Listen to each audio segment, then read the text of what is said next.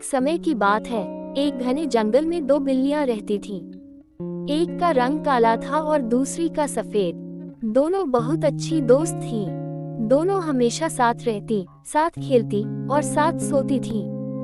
कभी भी दोनों अलग नहीं हुई। एक दिन जंगल में दोनों बिल्लियों को खाना नहीं मिला। दोनों ने बहुत ढूंढा मगर उनके हाथ कुछ न लगा। फिर काली बिल्ली बोली, दोस्त, मुझे लगता है कि जंगल में खाना नहीं है। हमें शहर में जाकर ढूंढना चाहिए। सफेद बिल्ली ने ये सुनकर हाँ कहा, चलो हम शहर में तलाश करते हैं। दोनों शहर की ओर चल पड़ी। फिर अचानक उन्हें एक रोटी का टुकड़ा पड़ा मिला। दोनों ने एक साथ छलांग लगाए। दोनों ने एक दूसरे की ओर गुस्से से देखा।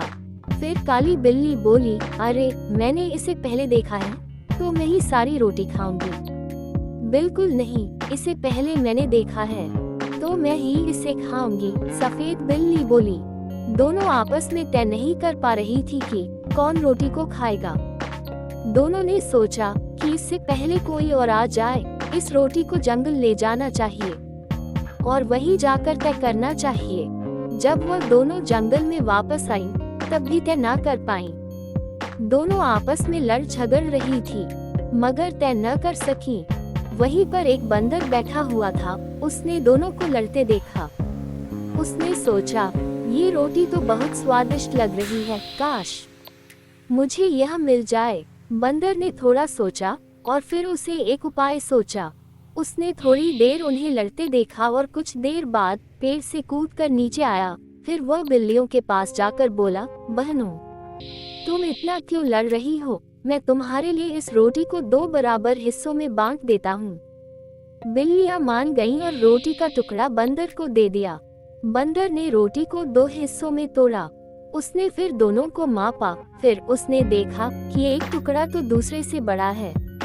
उसने अपने दाएं हाथ में रखकर टुकड़े को देखा और कहा, ये टुकड़ा दूसरे से तो थोड़ा बड़ा है। उसने थोड़ा सोचा और फिर उस बड़े हिस्से को तोड़कर अपने मुंह में रख लिया। बिल्लियां देखती रहीं पर कुछ नहीं बोली। फिर उसने अपने बाएं हाथ में रखे टुकड़े को देखा। फिर बोला, अरे अब तो ये टुकड़ा दूसरे से बड़ा है। उसने उसमें से बड़ा हिस्सा तोड़ा और वापस उसे अपने मुंह में रख लिया। बिल्लियों ने वापस बंदर को देखा मगर कुछ नहीं बोला। बंदर ऐसे ही रोटी के टुकड़े तोड़ता गया जब तक उसने सारी रोटी खत्म ना कर दी। बिल्लियों ने उसे गुस्से से देखा और गुर्राया। बंदर जोर से हंसा और पेड़ पर वापस चला गया। Thank you for watching this video.